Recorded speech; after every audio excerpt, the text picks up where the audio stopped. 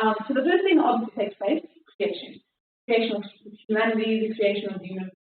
And Christ, when God creates man, he created it so that he had a relationship with mankind. He created it so that he can extend his goodness and his love to humanity.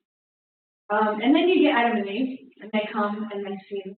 And then generations after Adam and Eve become further and further away from God. And then, obviously, as they keep going, they get further and further away from the intended plan, that they're in communion with God. And so humanity has abandoned God. And so what does God do? He begins again. He begins again with the flood, Noah and his family begins again. And then with Noah and his family, after a while, it's not too soon after that history begins to repeat. And so what does he do? He promised he wasn't going to bring in another flood, so what does he do? Chooses one man, chooses Abraham. And so he chooses Abraham to create his people that belongs purely to God. He calls them his chosen people, Jewish race. So begins the lineage of patriarchs. We have Abraham, Isaac, Jacob, Joseph, the 12 tribes, and continue. So eventually, God's people obviously end up in Egypt because Joseph ended up. And following Joseph was his family, and then more Jewish people. And eventually it gets to the point where the Egyptians feel threatened by the Jewish people. And so because of that threat that they feel, they decide to enslave them. So begins the slavery, the years of slavery. And through the years of slavery, they're praying, they're asking God, please deliver us, deliver us, deliver us. Eventually, Moses comes. Moses promises them that he's going to lead them out of Egypt and where we meet God. Joshua is the one that brings them into the promise. That's where our story begins. And so I don't know about the rest of you, but when I hear Joshua, I automatically hear and the Battle of Jericho. And so I know that that's like the first thing that my mind went to. And that's probably the easy thing to talk about. But Joshua's story starts way, way, way before he leads them into the promised land, before Jericho, before the battle. And so we're going to start at the very beginning of his journey. And so a little bit about Joshua. Joshua was actually born in Egypt. And so he was part of the Exodus. He was part of Moses leading the people out of Egypt from the very beginning. And so he saw every single thing. That means that he saw the Red Sea part.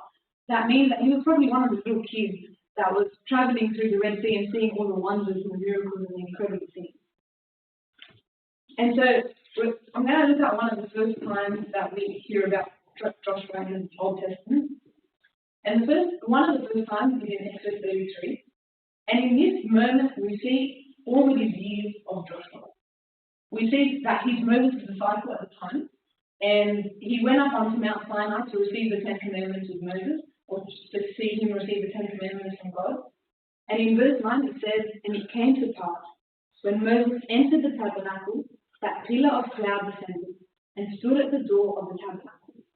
And the Lord talked with Moses, and all the people saw the pillar of cloud standing at the tabernacle door. And all the people rose and worshipped, each man in his tent door. So the Lord spoke to Moses face to face as a man speaks to his friend. And he would return to the camp, but his servant Joshua the son of Nun, a young man, did not depart from the tabernacle." And so you can see how incredible this scene is. There's a pillar of cloud that's around Moses, and all the people are watching. Joshua watches, and God is speaking to Moses face to face as if he was his friend. And you see all the people are starting to worship when they see this pillar of cloud, and everyone is in awe. But then Moses returns to the camp, and life goes on for everyone. But then you hear what happens to Joshua. He says, "But Joshua did not depart from the tabernacle." It was like he had seen something amazing. It was like he had seen Moses speak to God face to face. He had seen the pillar of cloud come from God. He saw God's presence was there. And so life goes on for everyone else. Everything goes back to normal for everyone else. But Joshua decides to stay. And you can see the depth of his relationship with God from very early on. And in this time, it says he's a young man, so he's probably in his youth. So from very early on, you can see the depth of his relationship with God. And so I have to tip number one. remain in the presence of God. And I think that's like, no matter what service you're doing, if you're cleaning or you're serving in Sunday school, even if you think you have no service at all, John Chrysostom actually says something really nice. He says, do not ever say that you cannot affect others. As long as you are Christian, you cannot be but effective. This is the essence of being a Christian. So even in your non-service, you're a servant of God. And so remain in his presence. That's tip number one.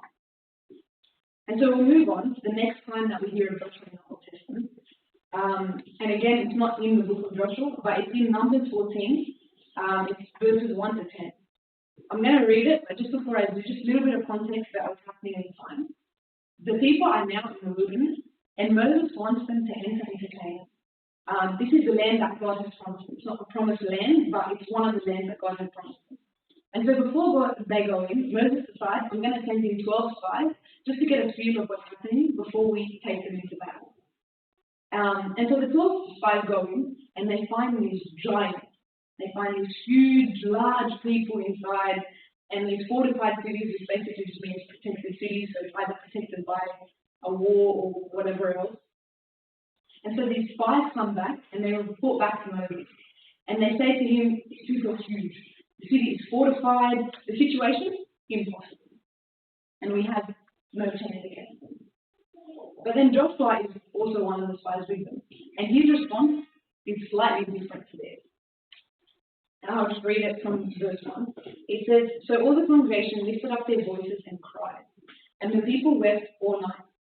And all the children of Israel complained against Moses and Aaron, and the whole congregation said to them, if only we had died in the land of Egypt, or if only we had died in the wilderness.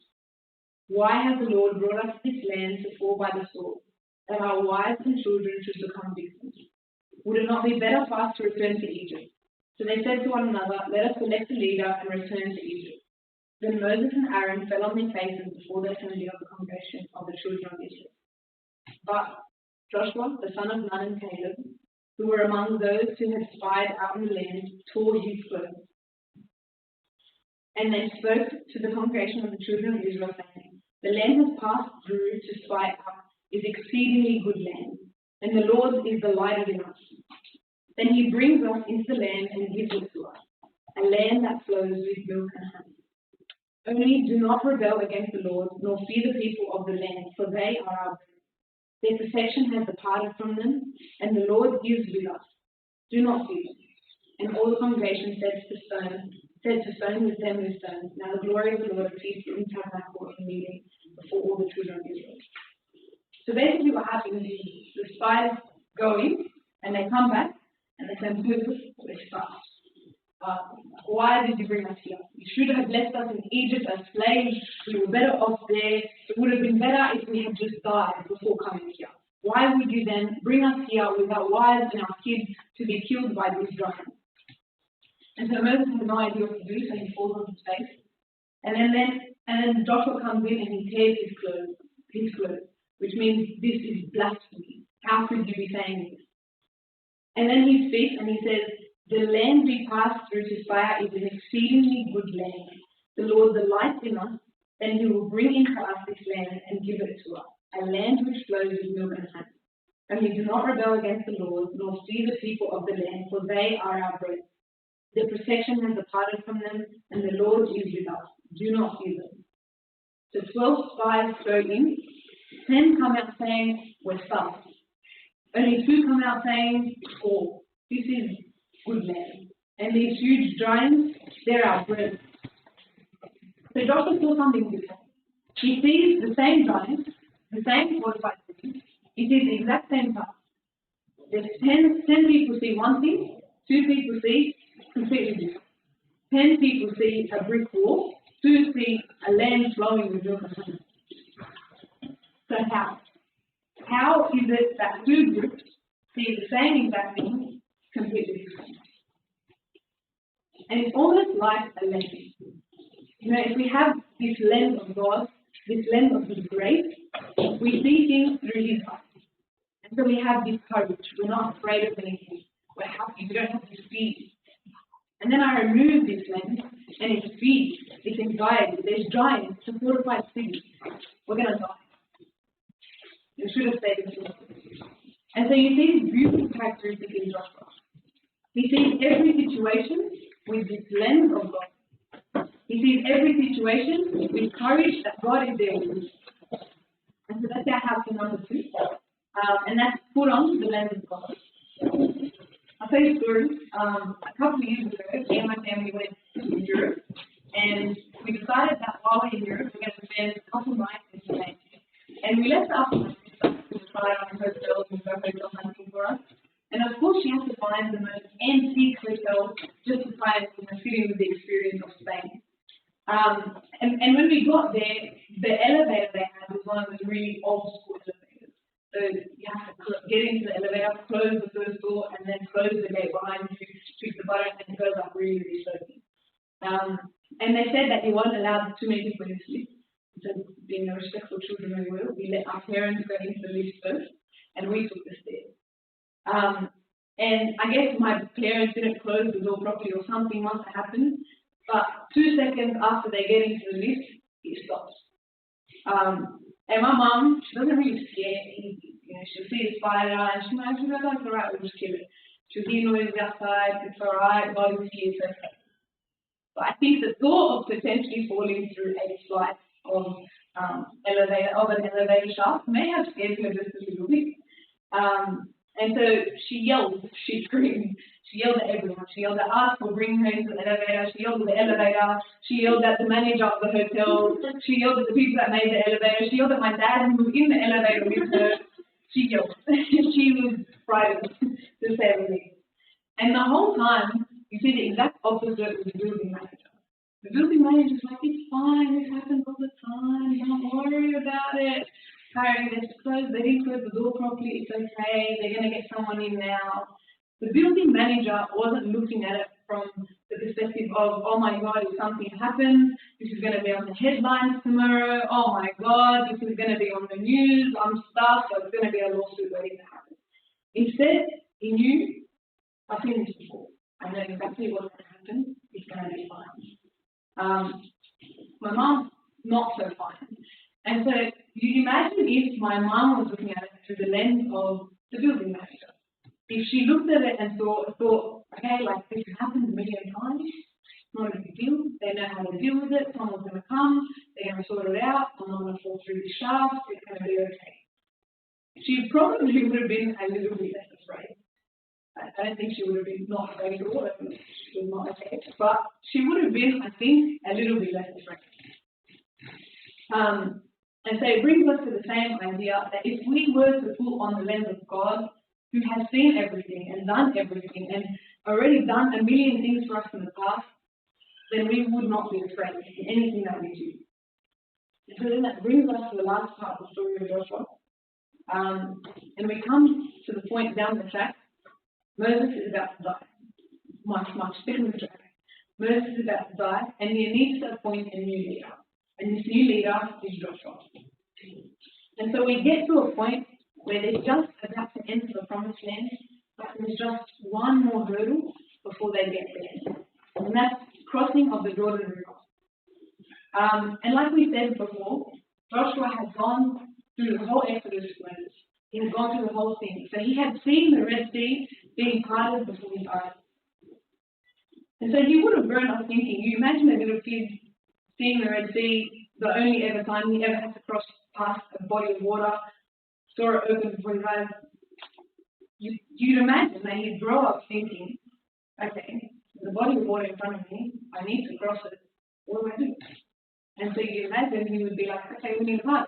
That's simple, that's how I've grown up, that's how I've learned. And so that's what he does. He goes to the Jordan River, and he's like, all right, guys, we're going to hide. And so he does just that. He repeats exactly what Moses did. But the one thing that he did differently is in Joshua chapter 4.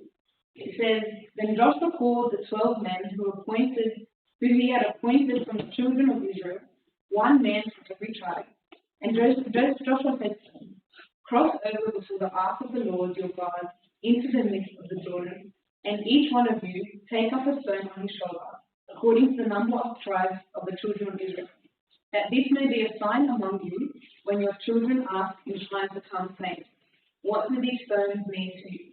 Then you shall answer them that the waters of the Jordan were cut off before the ark of the covenant of the Lord, when it crossed over the Jordan. The waters of the Jordan were cut off, and these stones shall be a memorial to the children of Israel forever. So basically, he asks the leaders of each tribe to pick up a stone on your way and bring it to the other side of the river of Jordan. But why? And so if you continue later on the chapter, it says, and those 12 stones which they took out of the Jordan, Joshua set up in Gilgal. Then he spoke to the children of Israel, saying, when your children ask their fathers in the time to come, saying, what are these stones? Then you shall let your children know, saying, Israel crossed over the Jordan on dry land. For the Lord your God has dried up the waters of the Jordan before you, until you have crossed over, as the Lord your God did to the Red Sea, which he dried up before us until we had crossed over. That all the peoples of the earth may know the hand of the Lord that is mighty, that you may fear the Lord your God forever. So what he's asking is, he's asking them to set up the stones as a memorial for what God has done. So that one day when little Timmy goes up to Mum and Dad, says, Dad, Mum, what are these stones for? Then they can say, you know what? Let me tell you about a time when, back in the day, when God opened the Jordan River for us to cross. And let me tell you about another time where he parted the Red Sea for everyone else to cross. And so it's so that you will never forget. It's so that your children will never forget. You'll never forget what God has done for you in the past. Because that's just what we do, we forget. Like Joshua saw with Moses when they parted the Red Sea. You know, they walked through the Red Sea, and then right after they passed it, they started complaining. You know, they saw Moses part the Red Sea, and then they didn't think they could defeat the giants in Canaan. They had to part the Red Sea. They just kept forgetting. So Joshua is like, no, this time we're going to do things a little bit different. This time you will not forget. And you know, we always say, like, imagine if I was there passing the Red Sea, no chance I would forget. You know, the Red Sea is such a big miracle. But then we do the exact same thing. You know, how many times has God done something for us in our lives and then we can't remember? You know, we come to a point in service and we're like, man, I'm in a hopeless situation. I can't love this person. Or I don't know what to do. Or, you know, COVID has hit and it's just everything is just blown out of proportion and we can't organize anything. It's hopeless. It's not going to happen. And we forget what God has done in the past. We forget how God has served and helped serve us in the past. I know, at least I do. I walk into a room in my house and I know exactly why I'm going there. And as soon as I get there, I forget completely why I was even there. If I forget even that, I forget exactly what God does for me. And so then we move on to all the way to the end of the story. Joshua's last words in chapter 24. You know, whenever you hear someone's final words in their life, it's usually a combination of their wisdom and experience in their life, all brought together in their final words. You know, you never see anyone mourning the loss of someone and thinking, I'm trying to think of that thing they said 3 years ago because it will help me, you know, pass through this time better. They always think of what was the last thing that this person said to me? What was the last piece of wisdom I can take from this person? And so then we'll read a bit of Joshua's last words, his farewell speech. Essentially, he starts by reminding the people of all God has done for them. He says, you know, remember when we were slaves in Egypt? Remember that we came out? Remember that God parted the Red Sea? Remember the giants that we beat in Canaan? He says, remember that God delivered us. Remember crossing the Jordan River. Remember the walls of Jericho tumbling down. And then he comes to verse 14 and he says, now therefore fear the Lord, serve him in sincerity and in truth, and put away the gods which your fathers served on the other side of the river and in Egypt. Serve the Lord. What he's saying is, remember, remember, remember, and serve the Lord. And that's our how-to number 3. Remember, remember, remember, and serve the Lord. Remembering doesn't have to be in 12 stones put in your living room, but remember in whatever way you know how. Write it down, have a journal, put a post-it note on your wall in your house, Whatever it is, tell someone about it. Whatever it is that will help you remember what God has done for you, because I promise, if you're like me at all, you will forget when times get tough, when services feel impossible, you will forget to do whatever it takes to remember what God has done for you in the past. I just want to share a part of a book that's called If You Love Me by Father Matthew Paul. This book is basically a whole book on service. And he says, we need to understand the significant difference between a religious teacher and a spiritual servant. The first relays information, the second builds souls. The first extracts knowledge from books and places it before the student on paper, and the second feeds the one he serves from his own fullness. He shares the inner riches of his faith, his love, his self-sacrifice, and his humility. He provides genuine experiences and a living example to those he serves. For it is himself that he lives, and it is his own life that he offers. The first transmits words and concepts that he has heard externally. The second brings forth words and concepts from within. An effusion that emerges from his depth, similar to a hot ferment that erupts from the pits of the earth. The first prepares a lesson with the aim of convincing the listeners of his ideas, and the second labors to birth his children for Christ. The servant's spiritual children will feel a contact with God's love through the warmth of his love. The servant's spiritual children will feel a contact with God's love through the warmth of his love. And just to finish off, just going to throw a bit of a spanner in the works. The name Joshua, it actually in Hebrew is Yeshua. Yeshua is also a Hebrew name for Jesus. And so you see that his name reflects Christ directly. But then it's no coincidence that his name reflects Christ, because it's not just his name. You see it in his character. You see it in his experience. You see it in everything that he did throughout his life. They all point towards Christ. They all point towards this warmth of the love of Christ. And so if we were to get a short how-to guide from Joshua on service, it would be 1, remain in the presence of God, 2, put on the lens of God, and 3, remember, and serve the Lord.